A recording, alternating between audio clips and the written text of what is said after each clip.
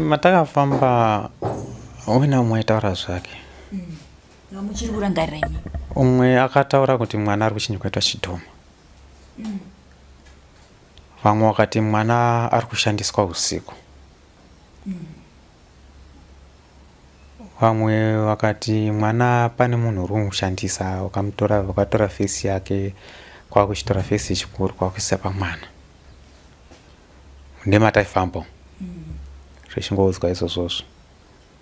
Asi mumwe macho ndakazongoita umwe semunhu unozongoita mubvunzo wekuti asiya idzi tsanangudzo idzi voshaizwa kuti zvakamira sei. Vachitipo vanotipa mvura, vanotipa mishonga yekuti ende moshandise, but still situation yakangoramba yakadaro. Izvozvi zviri kuita zvichita worse kubva pazvazviri.